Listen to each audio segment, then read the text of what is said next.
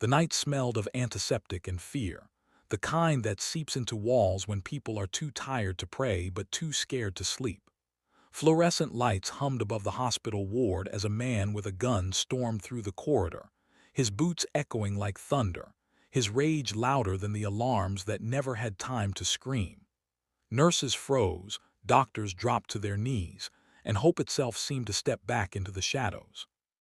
No one noticed the quiet night nurse at the far end of the hall, the one with tired eyes and steady hands, because nobody knew that beneath her blue scrubs lived a past forged in war.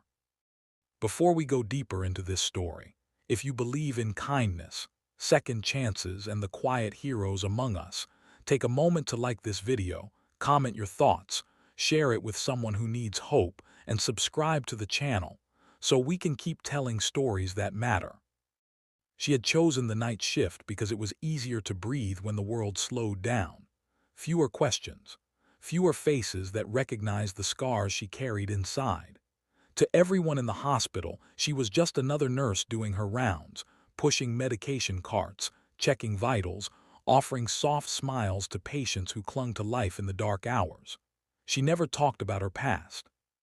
Not about the deserts, the long marches, the weight of a rifle pressed into her shoulder, or the nights when survival depended on silence and control.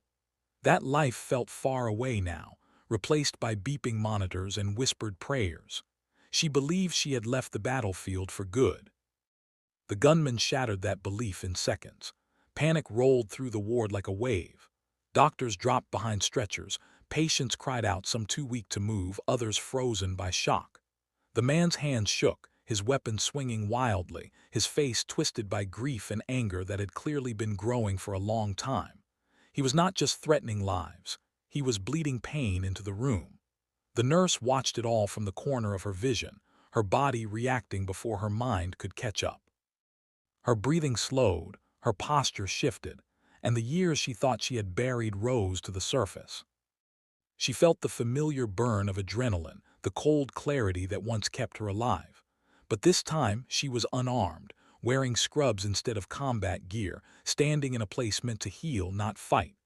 Her heart pounded not with fear for herself, but with terror for the people around her. Fragile patients, young interns, mothers and fathers who had come to save lives and now knelt on the floor begging for theirs. She had sworn an oath as a nurse to do no harm.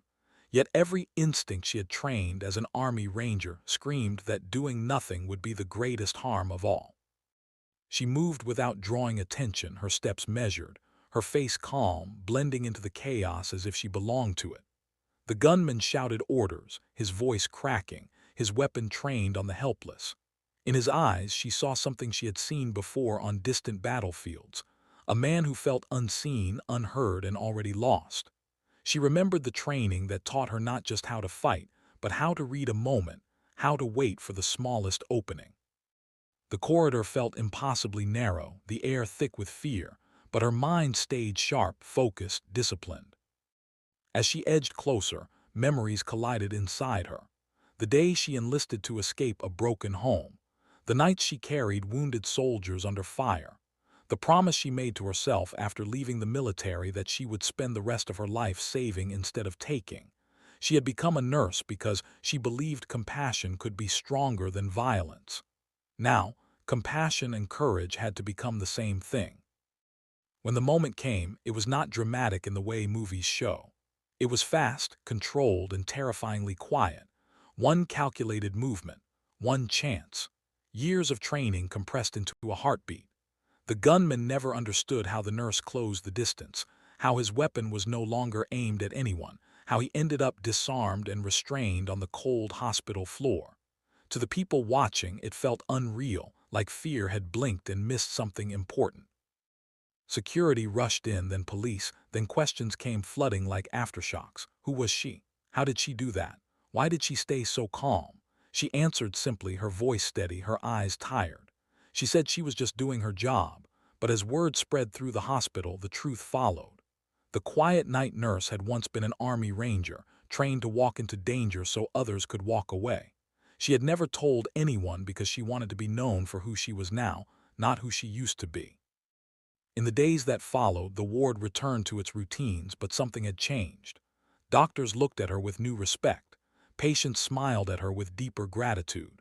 Some called her a hero, but she never accepted the title. Heroes, she believed, were the ones who kept choosing kindness even after the world had taught them violence.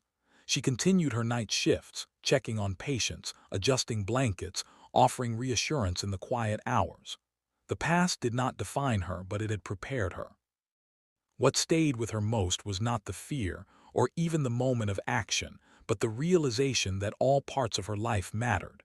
The soldier, the nurse, the woman who had survived and chosen to heal.